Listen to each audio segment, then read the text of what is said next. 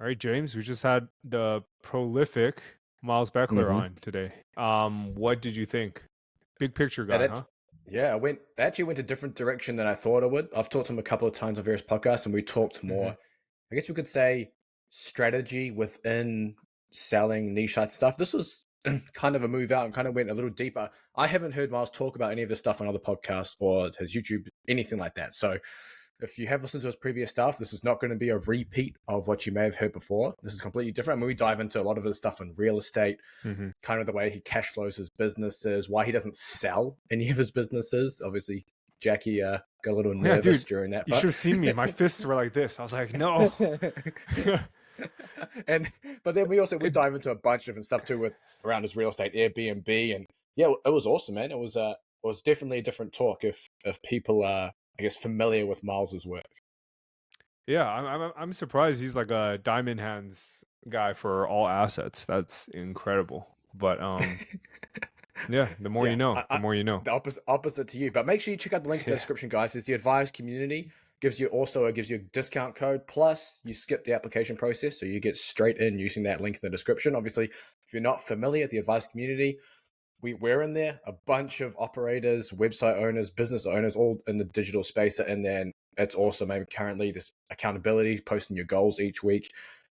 There's now a win section for people posting their wins, but heaps of talk on different strategies around SEO, marketing, and stuff like that. If you need help with anything, I mean, there were some deals posted in the other day of getting your for your parasites. So finding the best deals to get those done because people are just absolutely, I guess you could say, taking advantage of what's going on there Yeah. right now. So lots of talk in there about that as well. So make sure you check out that link in the description. It'll get you straight in with a discount. Yeah. Sign up below. Dude, I'm kind of happy where the community's going right now. Pretty hyped. Dude, It's like a lot dude, better, like way better than it's before. so active. Yeah, So active. fucking Yeah, so sick. I'm you're so doing an hyped awesome about it. job on it. Yeah. Well, gotta give it up to Sean. Okay. We're gonna Yeah. have him on the pod as well. Yep. But yeah, guys, sign up below. Listen to the pod. It's a good one. That's it. What's good, everyone? It's Jacky Chou. And this is James Lacey. And you're listening to This Week in Digital Marketing. All right. Welcome to This Week in Digital Marketing. Today we have myself, James Lacey, and my co-host, Jacky Chou. And we have, I guess that I've talked to a few times on various podcasts and ones I'm sure a lot of people are familiar with, Miles Beckler. Welcome, Miles. Cheers. Thanks for having me, guys.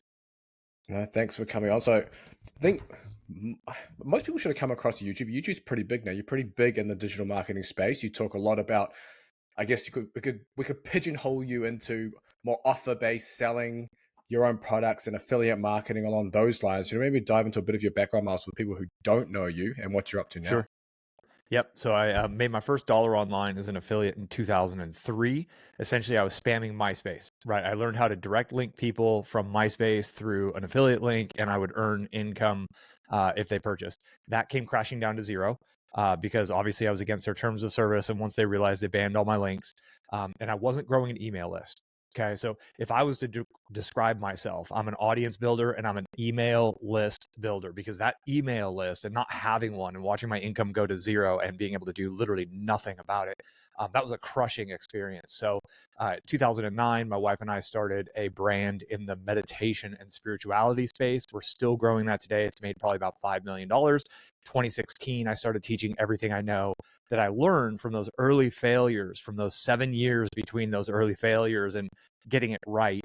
And then from the 7 years of building it the right way with my wife, I started teaching all that for free on my YouTube channel that is just Miles Beckler. It's just my name there. And so now at this point, my wife and I pretty much have those two brands. I've spun up some little affiliate niche sites to kind of like show people that you can go from zero to build, but then all of a sudden I'm spinning 3-4 more plates, and I value lifestyle more than $5,000 a month extra in cash flow. And that's a blessed position to be in. So instead I hop on podcasts like this and chat with y'all. Nice. Amazing. What kind of streams of revenue do you have right now? You mentioned the meditation space one. I guess YouTube significant. MP3s. Yep. So we sell a ton of MP3s. My wife and I figured out how to create little low ticket info products pretty early. We do sell some courses on the Miles Beckler brand. It's mostly just affiliate offers. And when you teach somebody how to build a business online, there are absolutely tools that are just required, whether it's hosting, a theme, a landing page builder, there's something. That's email list service provider. And so I teach everything for free and I get affiliate marketing on that side.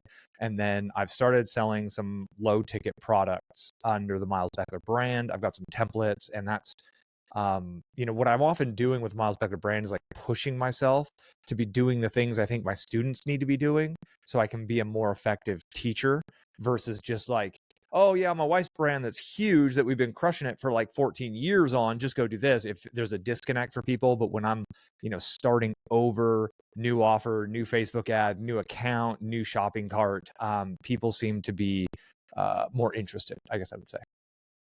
Nice, man. Let's say you're 18 now. A lot of younger people listening to the pod, they're just starting to get into it. If you were to redo everything again, what would you start off with right now? What do you think is like the next big thing? Yeah. I would definitely move to a low cost of living area. So I would make a priority in my life at 18 years old, which is exactly what I did. I moved to Albuquerque, New Mexico. I grew up in the San Francisco Bay Area. So I grew up in a very high cost of living area.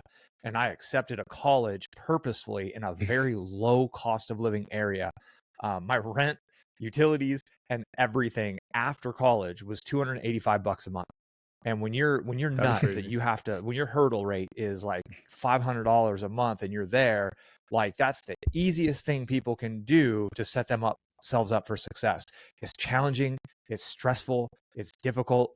It'll force you to grow as a human being to get out of that nest, if you will, out of that comfort zone. So from then I'd burn the candle on both ends. You're 18, like, just literally go after it. So on one direction, I would build a niche site with content marketing, and I would either become a YouTuber or I would be a blogger. Like that's it. Maybe a little social to support that, but I like working with search engines more than I like working with social algorithms. And the reason is when you dial that game in right, you can get traffic for years. Whereas social, if you dial that game in right, you can get traffic for like 8 hours to maybe 3 or 4 days. So I would be building a project to A, build the skills, and B, be my own first success story. And then I would go sell marketing services.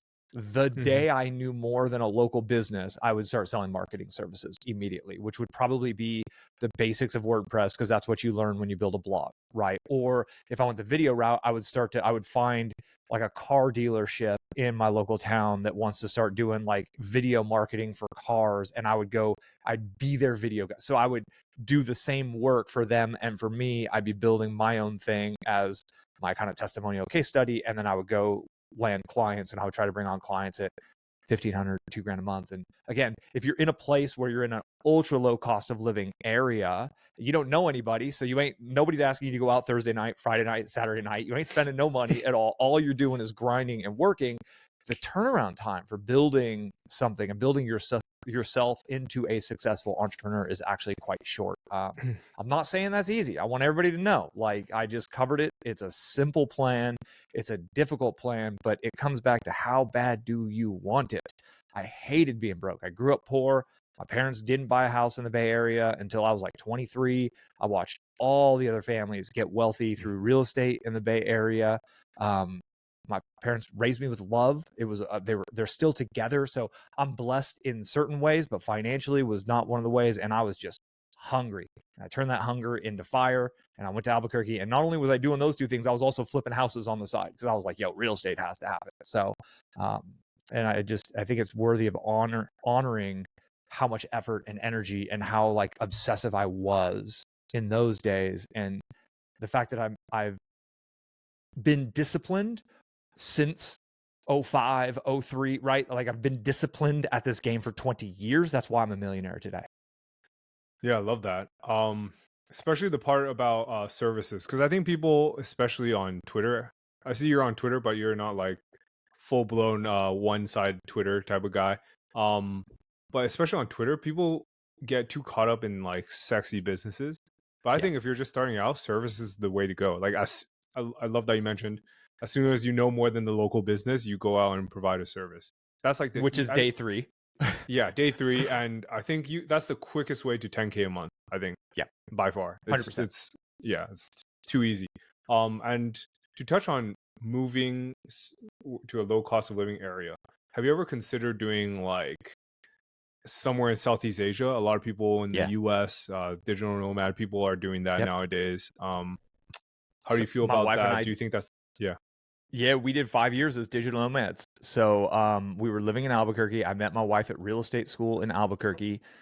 We moved around a few times, and then we were in California again. I was living on North Shore Lake Tahoe. I love snowboarding, so I was like right across the street from a ski resort, and that was great. But the cost of living was annoying. The cost of taxes in California was annoying. So I learned the RV hack. You go become a South Dakota resident, right? You get your RV license in South Dakota. It's a zero income tax state. And then, so we were just tooling around an RV. I'm like 28 driving this huge truck with like a 27-foot RV.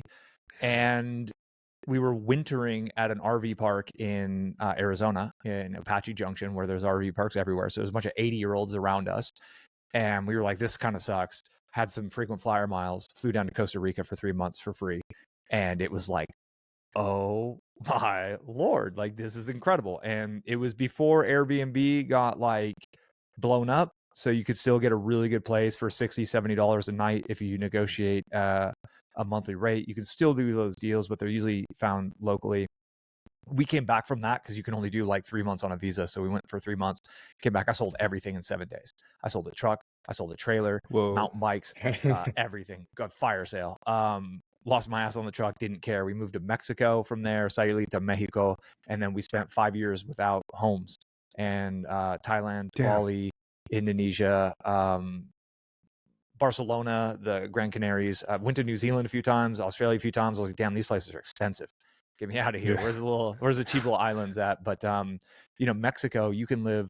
We had this one place in Sayulita. We were living in a 2-story. I can only call it like, it was architecturally beautiful. It was like a modern piece of art, and we were living in it for $900 a month in the shoulder seasons, and like the quality of life you can get for $900 out there. And that is so one of the conscious things, and I agree with you 100% is what I'm saying through that kind of drawn out story.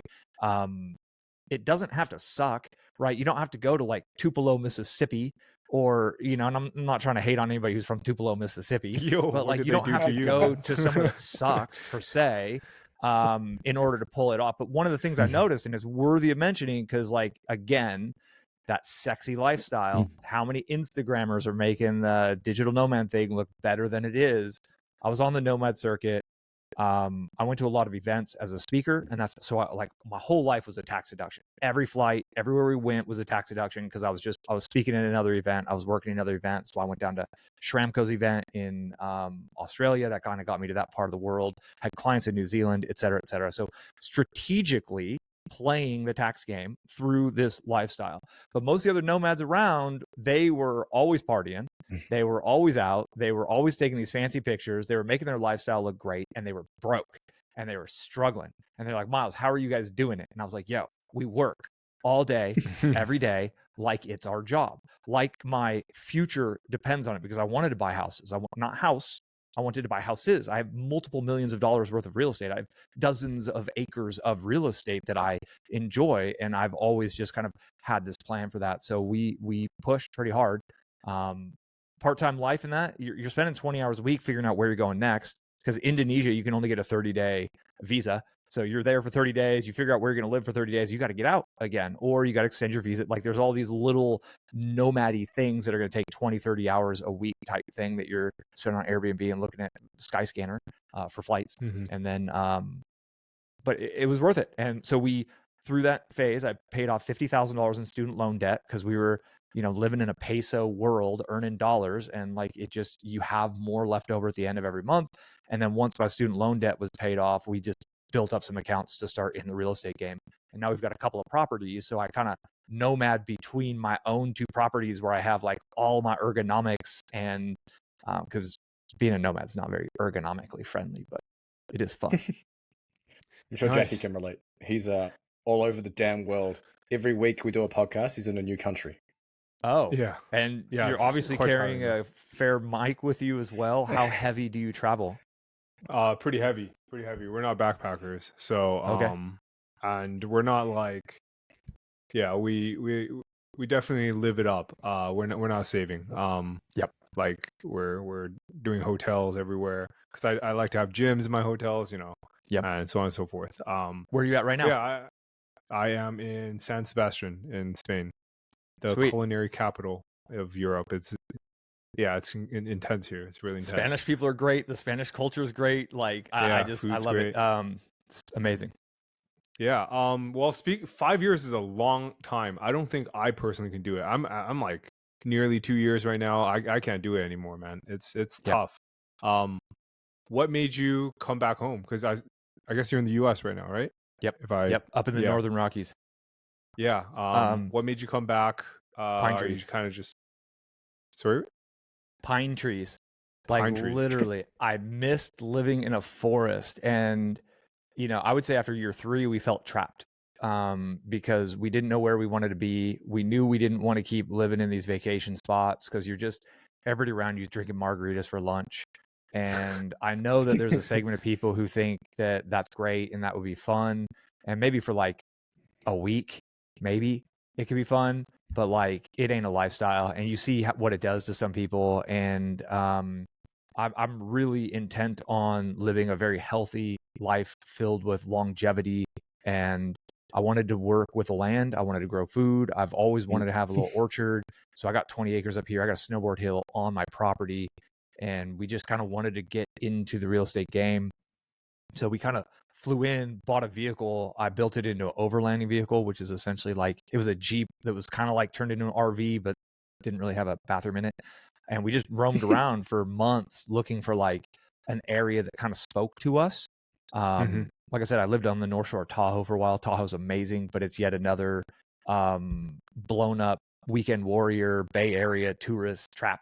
So that has all its own challenges. So we kind of roamed around up in the inland Northwest, up in northern Montana and northern Idaho to find that kind of spot that like resonated with us. And then it was like, damn, I can't be up here through all the winter. That's brutal.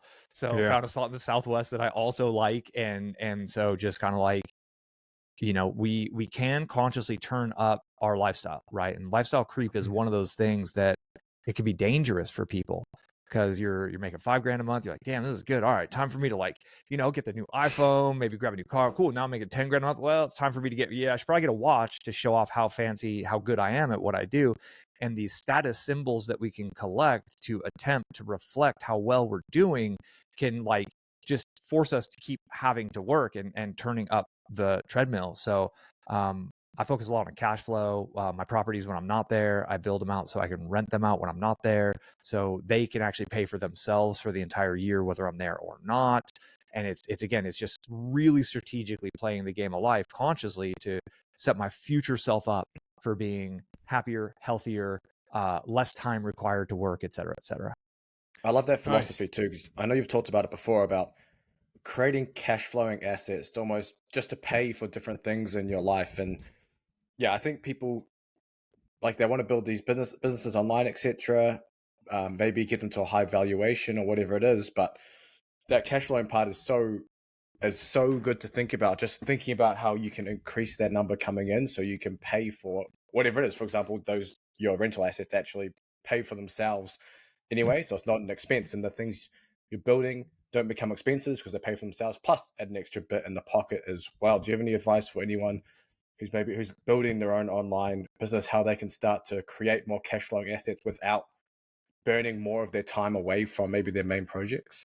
Yeah. And the first step, I'm going to plug Robert Kiyosaki's board game called Cash Flow, the original Cash Flow 101. It's a board game. It's an alternative to Monopoly, and it's designed to help you think in terms of cash flow. And it's a board game I played with a group of investors back in the early 2000s when I was really I was in the college dorms flipping houses leading up to the global financial crisis. And what it is it's a paradigm shift, because so many people are like, oh, future billionaire in the making, bro, right? Like, oh, I'm gonna do a 9-figure business, bro. And like, they don't really understand that that's just a status symbol. And with that could come a lifestyle that costs more than that. And there are people who make billions of dollars who hate their lives. They're completely unhealthy. Their relationships are absolutely shit, and they're sick all the time. And for me, that's unacceptable. And when I realized that I could actually build automated streams of cash flow online that generate enough cash flow for me to live the way I want. And at that point, I'm quote unquote free. And like, I got some nice places, right? I got a $185,000 4x4 camper van that I drive between my places because I like having a bed and a toilet, you know, like I like having the overlanding plus approach to it. So it's not like I'm doing cheap things, but I know that van's only $800 a month. So my affiliate site that spits out $1,200 a month pays for that van. Bingo. This asset pays for that liability. Cool. So if I want another liability, so let's say Miles decides that he wants to get into exotic cars, I would, you know, there's a argument to be made that there are certain vehicles and even watches that do go up in value. I wouldn't call them assets. I think they're liabilities still because they go down in value sometimes too. But let's say Miles wanted to get a 1 of 30 1995 turbo Porsche. Okay, what's that going to cost me? I'm not looking at the price of the Porsche. I'm looking at the monthly payment all in for the car and also the insurance. And I don't know, I'm making up a number, $1,200 a month, let's say. Perfect. So I'm not going to go like just start spending that money. I'm going to go find, build, create, buy an asset that generates more than that. And I'm thinking about how much taxes are going to take out of that. And then once that asset's completely automated, run by my virtual assistants or whatever it is, at that point, I'll be like, boom, there's my cash flow from the asset to go buy the liability. And again, this kind of like understanding of how to play the game of life through cash flow really came from that board game of cash flow from Robert Kiyosaki. His Rich Dad Poor Dad book would be a place to start if people, or the Cash Flow Quadrant book would be great places to start for people who don't want to get the game. But that's it. So then how do you build these automated systems? Like, it's not necessarily through doing the freelancing, but like if you ain't making money online right now, like you just need to make money. Like you can't be like picky about the type of money you make. You just need to go make some money. So if you're doing freelancing work, which I did and my wife did, you can build out a team that does the actual work for you. So you're the head marketer, you're the head salesperson, and you outsource all of the work. You're kind of playing an arbitrage game. That's one way. But again, this is why I like search-based platforms, right? So I got YouTube videos I published in 2016, 2017, 2018. That's now, 5, 6, 7 years ago. They still bring traffic, leads, and customers into my business to this very day, right? I get affiliate sales hands off from work I did several years ago. So I just try to keep thinking up those types of things to build that can have that long-term residual. And if it doesn't have the potential for doing long-term residual, I don't do with it much. Like you said, on Twitter, right? Like I'm kind of active on Twitter. I'll talk a little smack. I'm usually just kind of like looking at macro guys and investing because there's a lot of interesting and really smart financial people on Twitter. So I'm kind of a lurker on Twitter. And like, I'm not going to become a Twitter bro who has a big Twitter audience because like Elon would probably shut me down the moment he gets an opportunity to, and all that work is just gone. Not to mention if I stop tweeting, your traffic's gone within days. Yeah, I agree. You speak a lot about replacing these liabilities with the assets you create. Would you recommend people in your audience or our audience to like take some chips off the table periodically? For example, if you have several of these niche sites, do you ever sell them or do you just hold them forever? No. Like Warren Buffett, like the forever holder. Like cash flow, diamond hands forever. Okay. 100% Jackie is screaming inside. Jackie is screaming inside right now. No, totally. And I'm not really a flipper. And like, no, it's cool. So philosophically, right? Like, buy Bitcoin and hodl it for 20 years. And I think that's probably going to pay out pretty well. When it comes to those assets, so if I sold one of my niche sites that's generating cash flow, I'm creating a tax liability for myself. Okay. So now I have an infusion of cash. There is a time and a place where that makes sense. Like maybe I wanted to pay off the entire van in one fell swoop so I could go theoretically sell an asset. But if I just am patient, not only will that asset pay off the van, but then once that van's paid off, I'll have that $800 a month. It'll be down like $200 or $150 because of insurance, right? But like the actual principal and interest payment, then all that just goes into my savings account. And so now I have this cash flow machine that's stacking up more cash flow. And I do think through cash flow terms on everything. And I don't really want, I don't want to have a $3 million a year, right? I'm already paying enough taxes having a $1.5, $2 million a year. It gets exorbitant. And this is why I've kind of positioned my life in a way that I do play that kind of tax arbitrage game within the legal right that we have. But yeah, it is like, so selling a bunch of anything, and all of a sudden you got this giant capital gains bill that you have to pay. And like, what am I going to do with the cash? Like, well, I just want to go find another asset. I will say, I think real estate is one of those places that I would consider doing that. And I've just been, we run so much cash flow through our business that I don't have to. I can just wait for a year or two, and I have enough cash flow sitting around in my 5.5% bank account, right, or 5% bank account, that I'm like, okay, where are we deploying this at this point in time? And then it takes time to get it built up. We're building, mini hotels. I'm playing the Airbnb game because I lived in freaking Airbnbs for 5 years. So I know how to do Airbnbs really nice, and they just print freaking money. So it's kind of like digital cash flow. It started with service-based cash flow, right? Effort cash flow. And then I went to replace the effort-based cash flow with digital cash flow. So instead of working with clients one-to-one, I started teaching YouTube, and now I get people to do it they damn selves, and I earn income from the affiliate commissions on that. So I've shifted the type of cash flow I'm earning. And then once my digital cash flow is really firing, then I'm wanting to replace all that cash flow with real estate cash flow. And when my life is, so let's say my life's 10 grand a month, just for a flat number, I'm making that easily through digital assets. But when the digital assets are kicking that out and my real estate assets are kicking that out above and beyond the cost of the real estate itself, I now have two sources of freedom income. I'm beyond diversified in my long-term financial security. And this is how, maybe we could even link this back to Tim Ferriss's ideas from the 4-Hour Work Week of how can I build my life in a way that I can kind of like do these mini retirements now. I got like a $25,000 trip on the books to go to Africa, to go to the pyramids. It's going to be, it's taken care of. Business class the whole way. Business class flights are expensive right now, but I ain't turning right when I get on a plane to go across an ocean, period. I've lived, so I live in this way that I want to keep going. It's the cash flow that I feel is my mechanism for that. And then if you got all that money laying around, and then you're like, oh, what am I going to put my money in? And your ego starts like, oh, you got to do something. You can't leave all this money. It starts burning a hole in your pocket. And then you start feeling like you need to make things happen.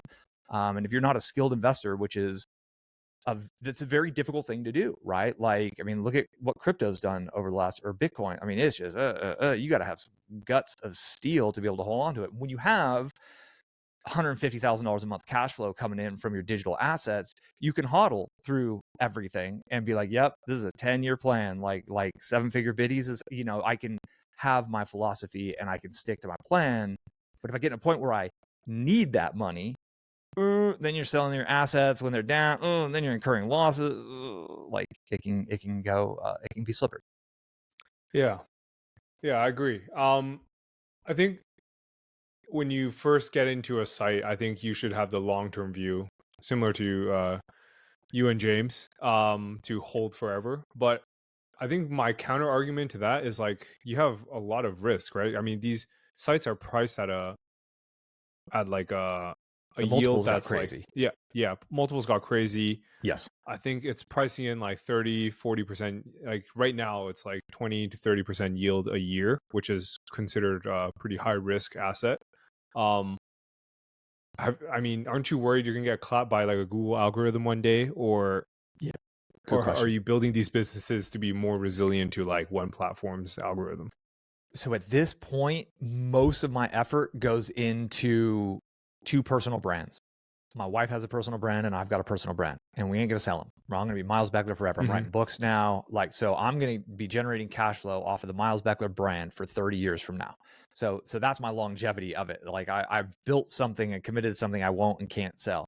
The other little niche affiliate sites, there probably was a moment year and a half ago when I could have sold them before traffic started to come down, when multiples, people were paying like 45x, like revenues, like the multiples people were paying were crazy for a while.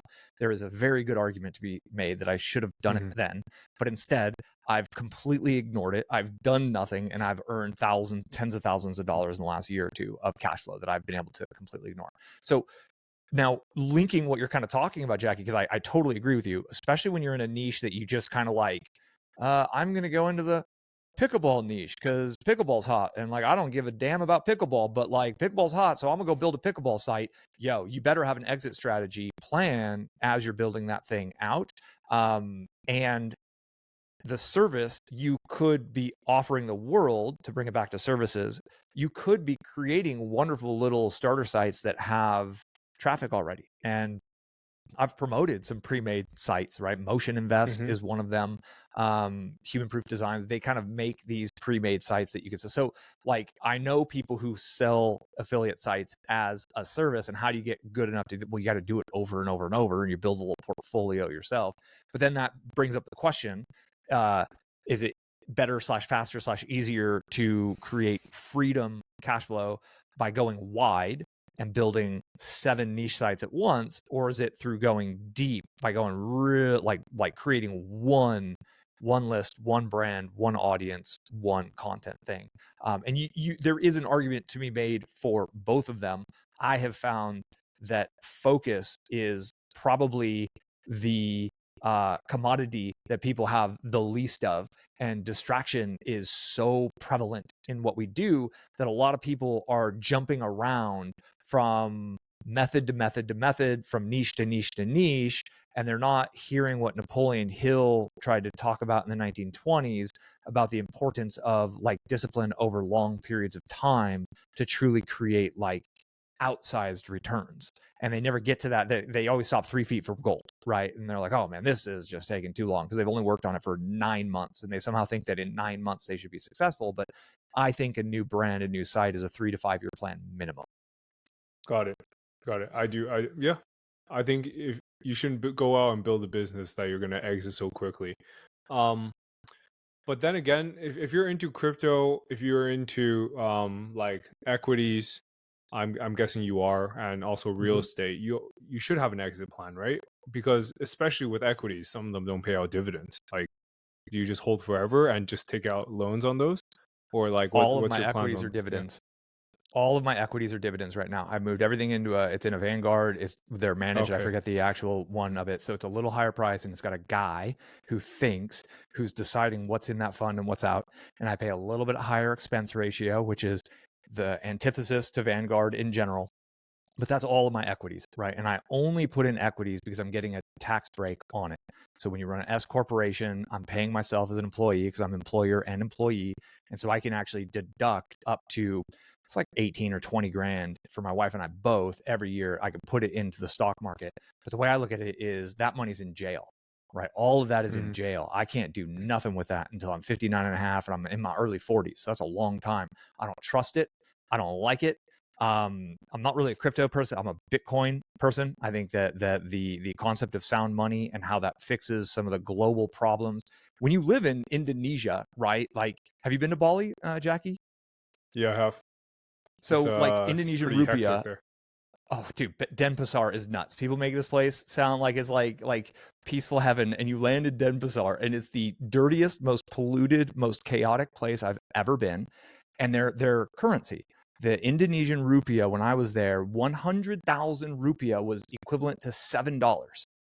So, and if you rent a house for a year, which I had friends doing, you have to pay the whole year at once. So these folks are literally getting duffel bags full of currency, riding on a scooter across Denpasar with literally like enough money to change a local folk's life. And they're just like literally carrying that on a duffel bag, and cops stop white folks and shake the bules down, right? Like that happens out there. And, you know, when you think of that challenge, and then instead you have something like Bitcoin that is, you know, like it's actually sound money that you could just scan a QR code and like value transfers in 30 minutes and 3 block confirmations were done. Holy snap. Like it is an absolute revolution, but it doesn't have cash flow. And when people tried to make it cash flow, they got caught up in Celsius and BlockFi. So it's like we all have to build our, and I actually love where this conversation is going, because I think it helps people see a longer path of how they can create true wealth. Because I got unconfiscatable wealth. I've got wealth that's in the system that gets me a tax break. I've got wealth that I can go live in, right? If it all goes down, I can go live in my properties. One of my properties has a big old orchard that I could eat like part of my wealth is like the food and the nutrition that I get from my places.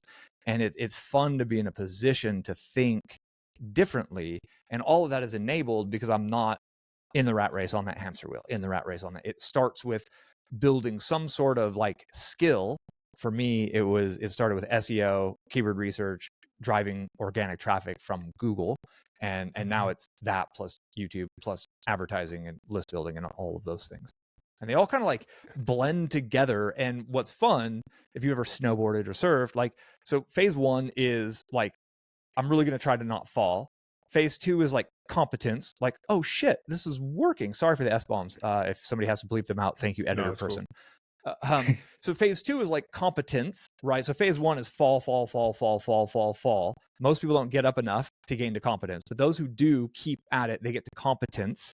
And then those who go beyond competence, they get to integrate style. And when I'm floating down a ski hill in 10 inches of powder, I got style. I've been snowboarding for a very long time, right? I make it look good. It's fun. It has a flow. And the same is true with life. The same is true with business, and the same is true with investing. And there's a lot of young folks out there watching other people have that kind of like style, right? Like you, Jacky, we have different styles to our approach to prosperity and abundance. And folks want that. And it's like, yeah, cool. All right. Got to pay your dues. It takes several years of grind, right? And then you can build up your nest egg, and then you can build up your cash flow machine, and then you can find your stuff. Because there's other people out there that are like, Miles, you sound like a Bitcoin maximalist. ETH is ultrasound money. NFTs are the future. And like my next shit coin's going 100x, and Doge is going to the moon because of Elon, blah, blah, blah. Cool. You do your style. Never put it all on one bet. That's another thing you learn, is how to spread it all out, right? Like never, there's nothing that could go to zero, but once you learn your style, and if you got a bunch of cash flow coming in behind you, you can take risks and play other games. Yeah, nice. Yeah, definitely agreed that you have to pay your dues. Let's talk about your real estate for a bit. Do you have the juicy low interest loans on them, or are they paid off? What's the current deal? Yep. No, so I'm pretty cool with like 2-to-1 leverage on real estate. I'm comfortable with. And for people listening, so when you normally buy a house, you're like 4-to-1, 5-to-1. Okay, a 20% down and 80% lend means you're like 4-to-1, 5-to-1 leverage. Technically, that would be 4-to-1, right? So all of my properties, I have at least 50% equity in them. So the market can go what the market wants to do, and I don't have to get nervous at all. One of them I purchased this past March. So 6.5% loan on that thing. It's brand new. The bank, it was right after the first bank failed. And I believe we kind of maybe were already in the recession that everybody's been expecting. I think maybe it actually happened. And that was a big pullback. They dropped their price a couple $100,000. I got them another $100,000 down.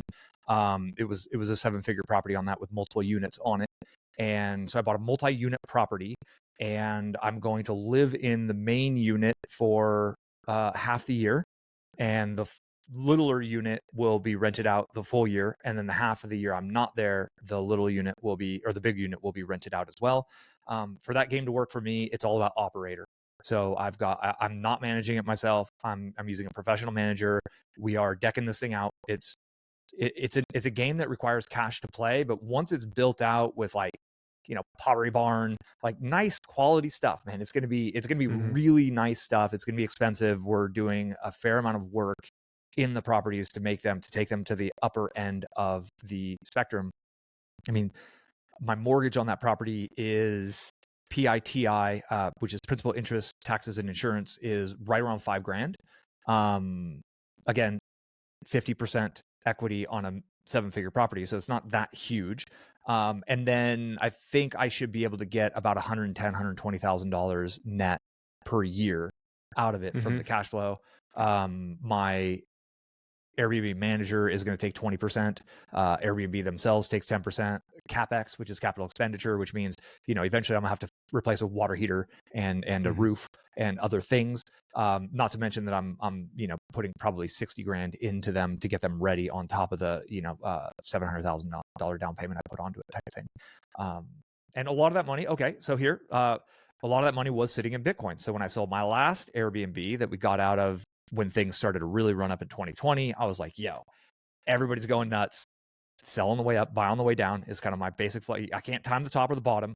So I sold. Bitcoin was at like 18 grand or something like that. And so I just liquidated $400,000 of profits. That was like, okay, I need to do something with this because that house like almost doubled in value in 4 years. So I put a bunch of that in. I put about half of the profits in Bitcoin, and I kept half of the profits in a high interest money market account. And Bitcoin, so I watched it went from like 18 to like 64 to like 14. And then when I was ready to purchase this house, I got out of a large portion of that at like 30. Right. So Bitcoin as a savings technology did work for me because my timing was correct on that.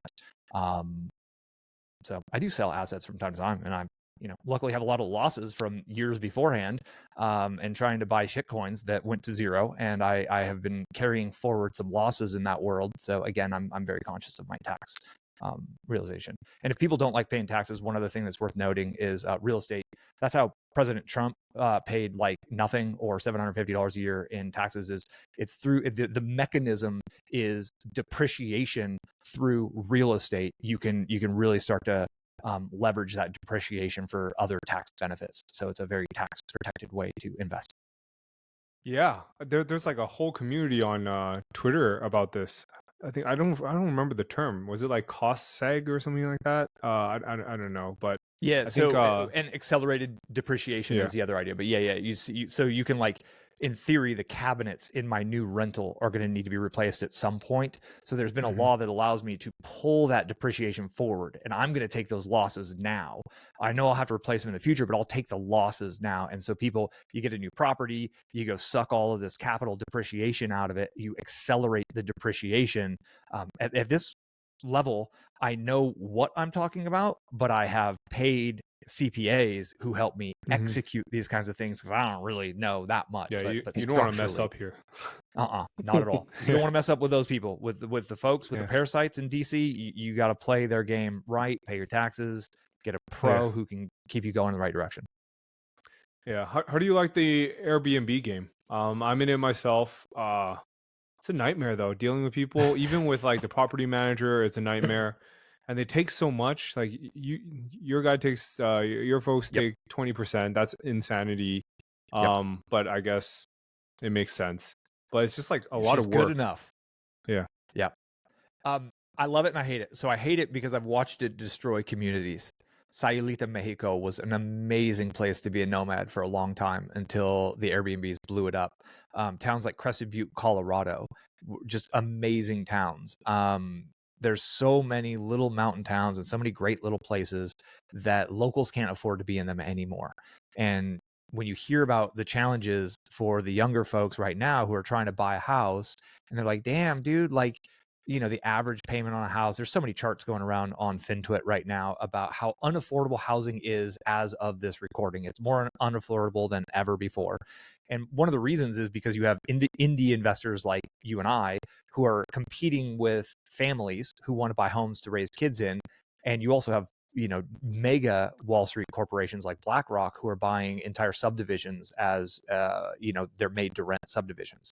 So there is a part of me that kind of like, it's like, oh man, this is kind of rough. But on the flip side of that, someone who, let's go to this 22-year-old or 18-year-old person we were talking about. And I was like, get to a low cost of living area, right? Hustle it up. So they get a few things going, build up some cash flow, and they buy their first property that they're renting out the rooms in, right? And they turn into it now. So this younger person may actually be able to leverage this technology and create another cash flow to where their dwelling, their domicile is able to actually pay for itself and more because they're going to go ahead and manage it themselves. And I got friends who manage their own and they don't pay that 20%. I just don't. I'll do this digital stuff because it's high value. It's love-hate. There's a lot of BS, man. And like, I used to come back to my other property and things were broken, and it was like, how do you break the dishwasher rack? Like how people are just, they rearranged stuff, and like, just, you get people out for a weekend because it's in a kind of a vacation spot, and they party and they do their thing, and neighbor issues got weird. So the newer property I bought is more space. It's on acreage now. Both properties are really far apart from each other, so I won't hear them. And we're going to do like a 3 or 4 night minimum to really minimize, or to try to tailor it to a certain demographic. who hopefully will appreciate it a little bit more. And again, shooting for that higher end, right? Like I'm not necessarily in for the churn, the lower end of the market. I want to go as high as I possibly can in the market. And if I do 80% instead of 90% occupancy rate, in theory, the higher end of the market with a 4-night minimum is actually going to help me kind of like get above the bar. But I looked at long-term rentaling it, and like a long-term, I might be able to get $1,800, $1,900 a month, but I should be able to get, you know, in my pocket after all said and done, like $4 to $5 grand a month off of this thing.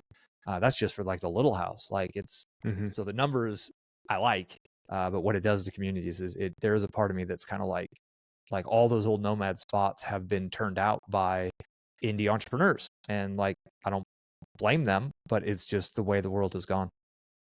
Yeah. I do have that on my conscience as well. My place is in Lisbon, and people there absolutely cannot afford living in central Lisbon. I think like median income is like €1,000 in Portugal, and like the place I bought in central Lisbon, we rent out for like fucking $2-3 grand a month. Shit's out crazy out here. But and nomads want it, and there's also crypto laws, right? Like, Portugal's bringing in the European crypto money, and they're like, "Yo, come here. We'll be helpful for you." And I got a friend, a homegirl. She runs a travel website that does really well. She bought a place in Bitcoin Beach in El Salvador, El Zonte, and she's crushing it, man. And like, there's no fucking way a local could pay and participate in that property. And it's kind of what happened to Costa Rica. If you've ever been to Costa Rica, right? Tamarindo. There ain't no way like locals are living in those. They're getting pushed out more and more. It's interesting to see it happen at home. I don't know. And yeah, I don't know. Like, it's the way of the world. The property's got 2 places on it. We thought back and forth about this way, that way. And it's just like, I can't be foolish. Like, I don't know. It's weird. Yeah, it is a conscience thing. It's a tough one. Interesting. It's a tough one. I guess before we wrap up, what are you most like bullish on in terms of everything you're working on? Like, in 10 years, are you most bullish on, I don't know, your property investments, your personal brand, your niche sites, working with your wife? What are you most bullish on in the next 10 years? Like email lists? Yeah, for sure. I mean, it's that direct communication. It's a distribution channel, right? Like I look at my email list as my way to distribute. That's how I move units, right? That's me with CDs out the trunk of a car on Telegraph Avenue in Berkeley, moving units, but it's all digital. So we've got, I think our list is 240,000 active subscribers between the 2 brands. Holy shit. And nice. And everything we do is focused on bringing that. And I can look at a direct correlation to, we send out an email with an offer for an ultra low ticket product, and boom. So for example, my last YouTube video that I just put out, because YouTube could turn me off. I'm like mildly bullish on YouTube because where AI is in the cycle, and I think there's a lot of people abusing AI, and the search engine spam problem is going to continue to get more difficult. Google's pretty slow to respond with their algorithm changes. I don't think it's horrendous, but it's just noteworthy. And for that to be applied to AI in a video format is pretty rough. But like, YouTube is censoring everybody right now. Like, YouTube is like, oh, you said that word, right? And like everything that they censored for 3 years has proven to be true. But like, so YouTube is in bed with some forces that they got their finger on that like censor button. They will shut down channels. I've had students get their channels shut down with no warning.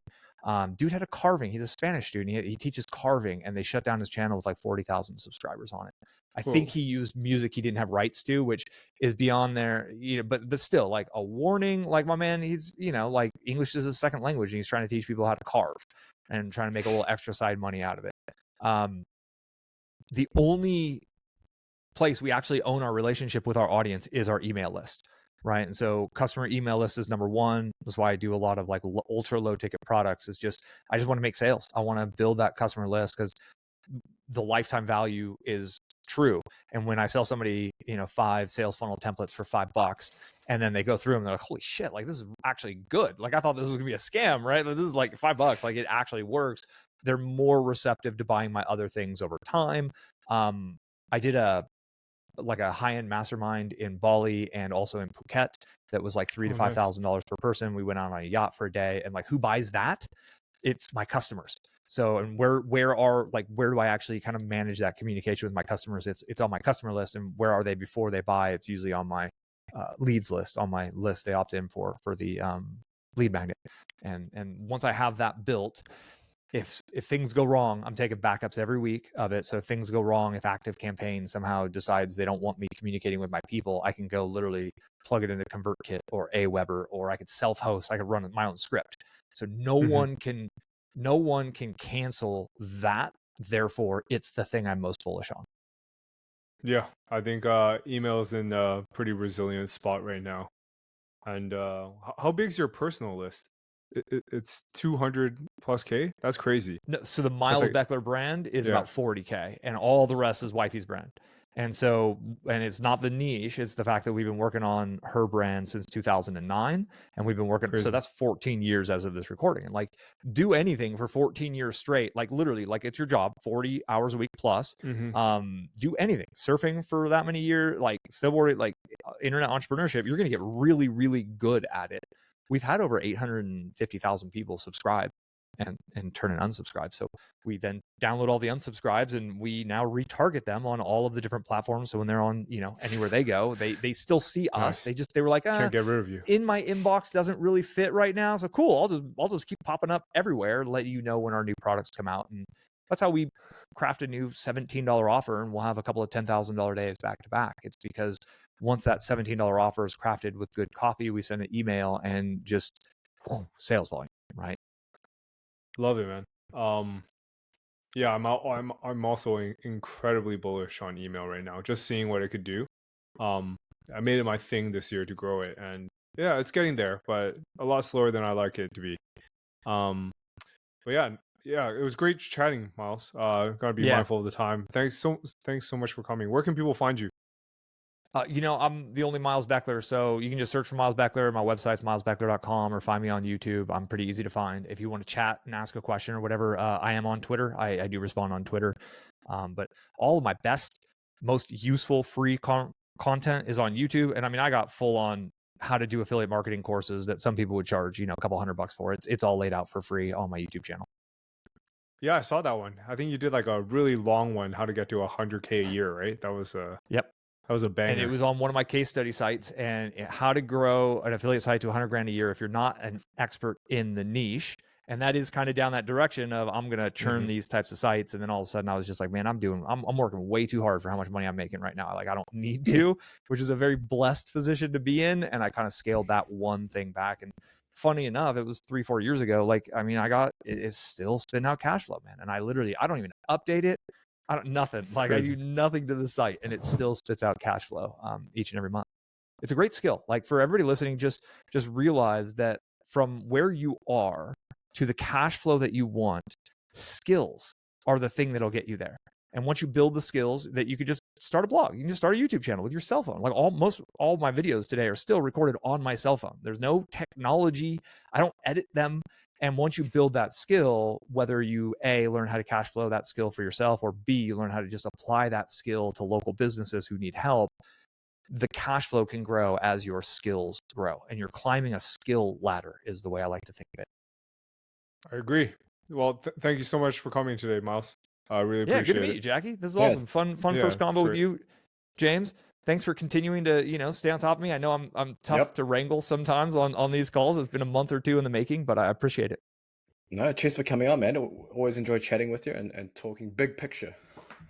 That's it. It's worth it. Let me know when it's out. I'll mail it to my list. Sounds good. Perfect. All right. Thanks a lot, man.